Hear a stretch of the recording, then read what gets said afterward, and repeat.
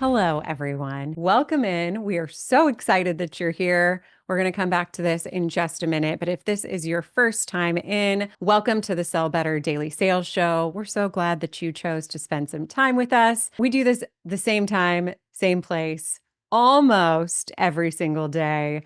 You can check out all of our upcoming shows by going to sellbetter.xyz or scanning the QR code on your screen. If you would rather podcast listen, you can also find us at the Daily Sales Show, anywhere you consume podcasts. Our sponsor today is Gong. You guys, we are taking control this week, friends. We are spotting those red flags and we are calling BS out. Even if it's ours, maybe it's theirs, maybe it's ours. I don't know. We're going to call it out. So that's today. If anyone could tell you more about red flags, I think I'm pretty qualified. I'm good at spotting them. I'm also good at ignoring them. And Brian is going to share with us how we can see them, how we can avoid them, what's happening, all of the most common ones. Brian, thank you so much for joining me. So excited to be here. I know, red flags. It's a good one. Green flag.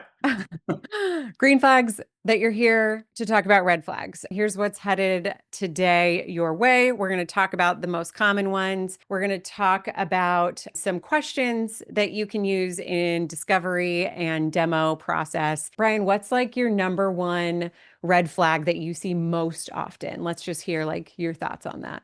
So many red flags to choose from. I'd say most off is red flags associated that you might not be speaking with the best person when you're asking questions around the outcomes they care about and they say something like better visibility or time saving. You might be too low on the totem pole, or you might need to get to a different stakeholder. But it's good to hear that, right? If you're aware and you know that, you can still get really good intelligence. They can still be an important stakeholder for you. They just might not be the best champion or the main person.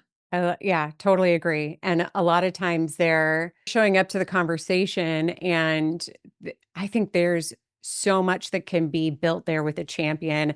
So it's a red flag to maybe notice and slow down. Red flag doesn't always mean jump ship and close the op immediately. These are the most common ones that we pulled together. So we're going to go quickly through these. And then Brian, we're just going to dive into each one and you can give us thoughts and kind of how to spot it and what to do. So lack of understanding their business outcomes or metrics. If your prospect shows up and is like, I have no idea, short answers, or they're not giving you any info. If they're unsure of their buying process, and I'm going to have you dig into that when we get there, distracted, we're not keeping their interest, and then lack of commitment. Brian, can we dig in with lack of understanding their business outcomes or metrics? What does this sound like? What does this look like whenever you're experiencing it from a potential prospect? This sounds like really surface level pain. So good examples of that could be lack of visibility. It takes way too much time. It's really frustrating for our team, but they're not really attaching to what the company or the organization is most focused on. And I'll just give an example. If somebody was prospecting me and ran a demo through me, I might be talking about my frustration with having so many meetings back to back and having to write follow-up emails and take notes and show up prepared. And yes, those are all valid pain points. But when we think about selling an enterprise related solution, the organization's not going to invest $50,000 plus for those more surface level pain points. Versus if you had our CRO onto a call, he would say, hey, our top initiative is going from single product to a multi-product platform, our launch in APAC, hitting $400 million in revenue and X, Y, and Z from there. So it sounds very different. And I think that can give you a really good indicator of what level of power you're at and whether you're with truly the right person or not. Yeah, that's a great point. And I think sometimes, we're trying to simplify to have a human conversation, but when the pain point does sound too personal or just confined to them, how can we grow it into something that's more of an impact on the business? Because are they going to spend the money that it takes for your product offering solution to fix a problem for a handful of humans or the company overall? What's your solve on this? What kind of questions, or how do you kind of work around when you feel like this is the situation? Oftentimes, you'll have to basically re-ask your question that you already asked, but you're going to want to use slightly different words so you don't ask them the same exact question twice. But I also try to get them to zoom out a little bit. So what that could sound like is hey Leslie, like totally understand it. It sounds like those are, really frustrating for you. It's taking up a lot of time.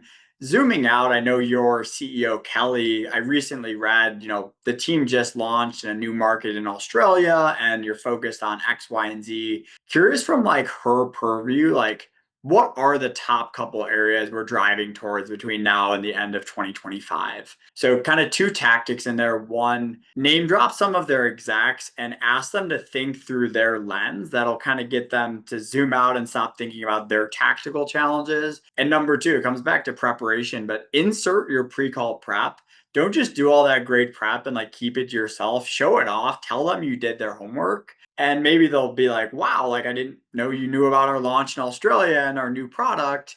And they'll give you a third one that, wasn't online or wasn't in research, but they'll start to trust you more as a seller, knowing that you put the time and the effort in. I think a lot of times people talk about this as being the trusted advisor without, it's like, how do you talk about showing off, you did your homework, you did your pre-call prep, right? Like you have all the info and it can be weird to pull that into conversation and be like, look at me, give me a gold star. I did my homework, but that was so natural the way that you can like fold it into conversation and just say, it's as if you're in the room with them. Now we're at the table with them. We're standing on the same side and thinking about their executive team or their larger company, their larger business. Is there ever a time that this is a salesperson problem and I'm the red flag and not the other way around? Totally. With all of these red flags, if they consistently happen to you, like over 30 or 40% of conversations, you're not just getting bad luck with prospects over and over and over. I would take a hard look in the mirror. And I think with this one is a good example. If you're getting really surface level answers to some of the discovery questions you're asking, weak questions get weak answers, and really strong questions get really strong answers. So you want to look back to like how you are delivering your first questions. If you just ask, hey, what are the top 2 to 3 priorities? Leslie might say revenue. But if you come in and you say, hey, Leslie, your time is valuable. You scheduled 30 minutes with us. And I assume you don't do that with vendors all the time. Here's the homework that I did coming into this call. Here's some of my research. You start to rattle it off and you come in with a really crisp first question. You're going to knock them off the floor. You're going to get them to open up more because you're immediately differentiating yourself versus the other 90% of sellers that are going to come in unprepared. They're going to ask that really generic question. And I think the earlier you do differentiate yourself and earn their respect, the better the rest of your sales cycle will be as well. Let's move on to number two here. So I bet this never happens to anyone. I feel like there's at least one a week where you're like, so tell me about this. And they're like, yes. And you're like, oh, can you tell me more about that? That's it. You're not getting much out of them. It's like you gotta like really pull, you gotta really get in there and ask different questions and you're trying all your techniques and nothing's working. They're just really not giving you anything. Give us your overall, what's the view? If it's happening to you all the time, going back to the last one, take a hard look in the mirror, think of better questions to ask. If it just happens occasionally, that's just the prospect, right? And you need to be willing to challenge them a little bit and get them to open up. I'll give you two main tactical strategies. Number one is patience, meaning if they give you an answer like, we care about revenue, Brian, I'm just going to give it a pause. It's going to feel like a really long 3 seconds. Oftentimes, like 80% of the time, they'll just continue on in conversation. Silence is awkward. They'll give you the extra minute of what revenue means if you just stay quiet and stay confident. Takes practice, so please do practice it. And then number two is mirroring. So what mirroring means is just taking a couple of their words and turning it back to them. So if they say, hey, Brian, like number one focus this year, it's revenue. Revenue? Revenue. You can add some inflection to it. So it's a question like you did, Leslie, where it's like, number one focus, revenue. And then they'll continue on in conversation, or you just say revenue and add a little bit of inflection. That's another really good way where you don't have to come up with like a brand new question. Basically, you like signaling to them, like, hey, answer the original question that I asked. Like, I'm not going to play this game. Like, you're going to give them an even more concise answer than they are. So if patience and mirroring do not pay off for you, or it continues to happen, call out the elephant in the room and just say like, "Hey, Leslie, Just so you know, like the reason for some of my questions is every organization, they use Gong a little bit differently. And in my experience, if we don't have a true understanding of the outcomes you're driving towards, your priorities, what I show you in platform is going to be a waste of your time and it's not going to be a valuable use of the next 45 minutes. Is it fair if we just spend 5 more minutes here in this like discovery portion where we can really start to align to what you care about most? So you're almost like resetting a contract mid call and lightly calling out that like, hey, speaking freely here, like I don't think we're really getting what we need here to make the best use out of your time. So, silence and mirroring, you talked about practice. Both of these things are techniques they also use in hostage negotiation. And I can tell you, it also works with your children and maybe sometimes partners, significant others. Silence and mirroring, I like them both. Number three, if they are unsure of their internal processes. So I feel like this could be a couple of different things. And I want to talk through that. Most of the time, I see this when you're asking, like, if they've purchased software or anything, or if they've purchased anything like what you're selling before and they say no, or like you ask them what the next steps are going to be on their end, like who, like approval routing or procurement or wherever that has to go, and they have no idea. Is that the same vibe that you get here? It is. I think you nailed it. And to me, I actually get excited when they don't know the internal process, right? There's two outcomes. Like, yes, they bought technology before and they can walk you through it. Or number two, they don't really know what that process looks like. Maybe they're new to the company, maybe they just haven't been through it. I think both are great. And I think that unsure is actually a huge opportunity. I think what most sellers do is they kind of panic because their question didn't return the answer on what security or legal or infosec looks like. And they say, hey, great, can you go figure that out, Leslie? Let's regroup next Thursday. And next Thursday rolls around and they still haven't No info. Yeah. been through it, or they maybe sent a Slack message in the meantime. I use it as an opportunity to actually get wider in my cycle or my evaluation. I'll actually be using the same technique tomorrow with a big deal I'm working in Q2 where the individual, he's high up, he's an SVP, but he's brand new to the org. And I know he's never bought technology before at his company. So I'm going to lead with, hey, Chris, like, when is the last time, and I'm just making up a name here. Hey, Chris, when is the last time, you bought technology at this organization, or have you not yet since you're, only 2 months in? Kind of a trap question. He'll say, oh, no, I haven't yet been through this process. And I'll say, great, no worries at all. Who on your team has been through this process recently? And he'll name another VP or someone in procurement or someone like that. And I'll say, hey, great. Are you open to a recommendation? I'll say, hey, since Leslie actually has been through this process a couple of times at your enterprise, let's loop her into the conversation. Let's find a half hour for the three of us. I'll share what it typically looks like with our customers that have been through this.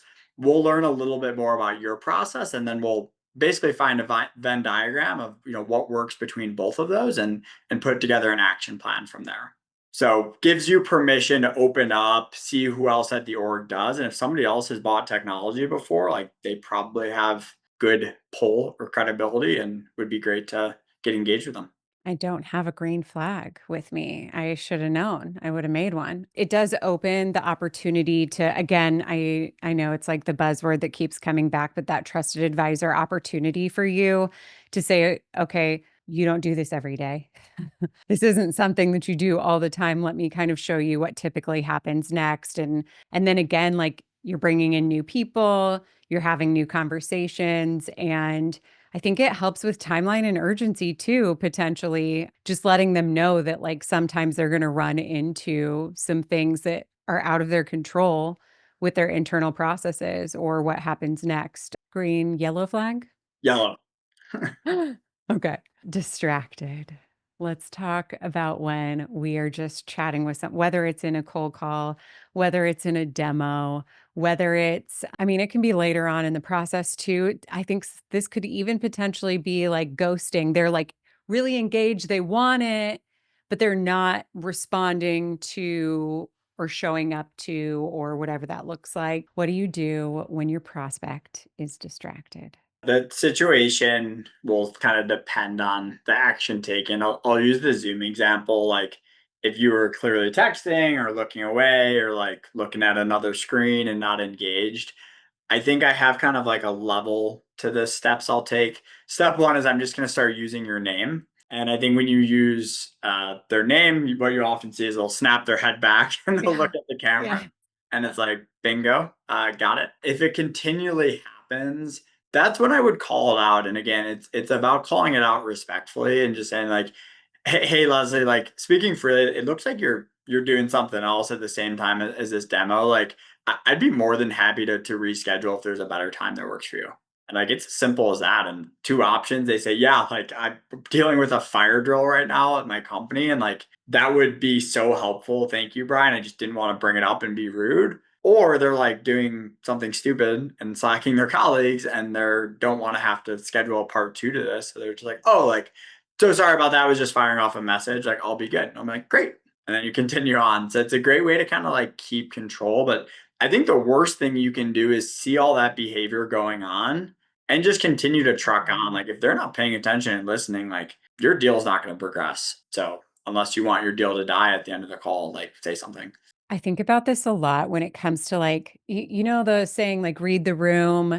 If you're on stage performing or even just like with a circle of friends and you're telling a story and everyone starts looking or like doing something else or, you know, like fidgeting and you're like, okay, this story isn't landing with anyone. You either have to like do something to change it up or just give up, abandon ship, leave the story, or do you keep talking and everyone is just like, when is this ending? So it's like understanding and feeling what that prospect is feeling. And maybe it is. Maybe I'm demoing something they don't care about. Maybe I'm talking about something that's not a pain point to them. And then again, it's like that you said, the conversation with me in the mirror. Am I saying the right things? Am I asking the right questions? Are we having the right conversation? Yeah, it's a great call. Yeah, if you're in demo especially, and maybe they were paying attention during the first part and now they're not during the second, I think it's like a gut check moment of like, hey, Leslie, it looks like I might have lost your interest with showing you how we do X, Y, and Z. Like, am I off track? Like, should I completely pivot here? And again, I don't think that's like being rude. It's framing for them. Like maybe you did lose them and they would love to speak up and tell you what they need to see, but like they don't want to be rude and they don't know Yeah. you that well. So like give them that moment of permission to speak up. They're like, I'm sure this reporting section is really important. I'll never look at it. The best thing that could happen, right? You're like, okay, we'll move on. I want to also talk about lack of commitment. For me, I'm always feeling this when it's a commitment to a next step, when it's a commitment to a date, when it's a commitment to, I mean, anything, who's going to be involved. Oh, yeah, I'll get back to you. Let me think about that. I'm not sure. I mean, we could pencil it in, but that I like, why don't you just hold off? Any of those things that people say, what does that do for you immediately? What do you do? What do you say? The yellow flag, commitment issues, as the title of it. And yeah, it can come in a lot of different shapes and forms. It's actually been something I've personally been working on this year. I think in the past, I would kind of roll over and be like, oh, no worries, you need to reschedule for the third time. Here are these 5 times. Or, oh, no worries, we still haven't gotten the mutual NDA signed that I sent out 3 weeks ago. Almost like that fear of like losing the deal or it going off the rails or me being that pushy salesperson. My sales leader identified with me this year that that was one of my greatest areas of opportunity. And he called it just calling out the elephant in the room. And you can use that verbiage as well, but you need to have more confidence that, like, yes, their time is valuable, but so is yours as a seller. And you could be working on other opportunities or prospecting if this isn't real. So I think just being willing to have a conversation with them. And I did this with a deal that they went dark on me for 2 or 3 weeks. We'd agreed to a May timeline. And then suddenly late May rolled around and I was like, what the heck? And they wanted to find 30 minutes to regroup. And they're still going to end up moving forward with us. But he's like, don't just go into that call. I'm like, oh, no worries. I know things get busy. Like, glad we're back. Like, call it out. And that's what I did. And I was just like, hey, Paul, like, I know we spoke about 3 weeks ago that we agreed to a May timeline. I know you're busy and I understand things can change. But my expectation in working with you is that you'll communicate with me just as I will with you. I'd love to understand what happened over the past couple of weeks and how we can partner together to get this back on track.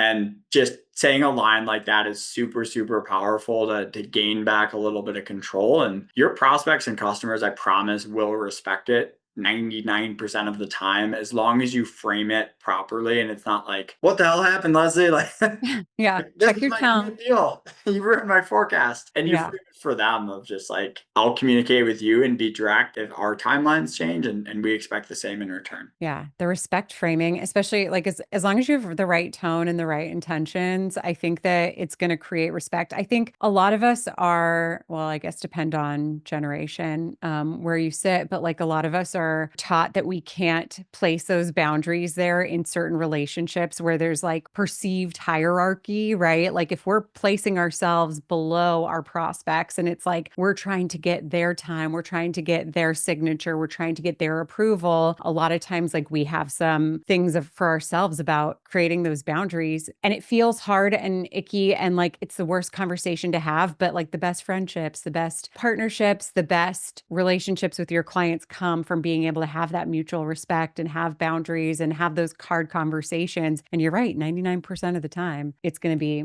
chef's kiss, beautiful. And you're like, oh, I was scared for no reason. They actually handled that. And now we're better than ever. Don't be afraid to create friction. There should be a little bit of friction in all of your sales cycles. If it's all yeses and smiles, it's probably too good to be true. So it's not a bad thing. And I think that's some of the reframing I needed was it's a healthy thing. An extra red flag.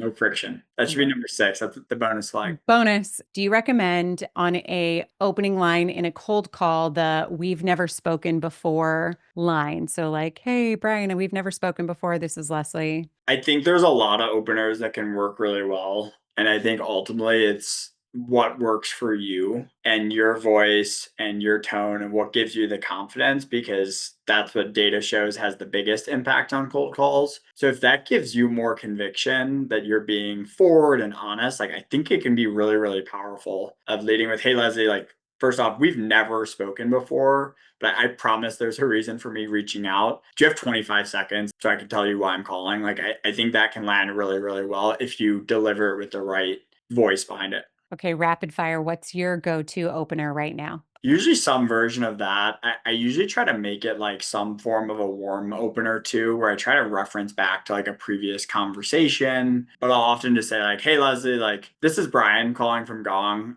We've never spoken before, but 2 years ago, Affinity had a couple conversations with Gong, and I know Joe and Steve were part of those. Do you mind sharing what I learned in a little bit of my research? I promise it's a good use of your time." Beautiful. So I try to hint at like me having done research and prep, and I usually throw in like promise it's gonna be worthwhile to hear me out. So Yeah. conviction. And if not, you can hang up. What's the worst that can happen? I want to share these questions that you have shared over. These are questions that you ask to keep the conversation going during a demo, correct? Correct. Love it. Any hot tips for us really quick on this one? No, I just came from a demo. That's why I was came to this 2 minutes Oh. before this call, Leslie, and I've used like 6 of the 8 of these and can confirm they still work very well. So use them. Ooh, I love it. Thank you so, so much for sharing all of these tips and advice. And hopefully, we can all avoid some more red flags in our sales process along the way. We'll chat with you guys soon.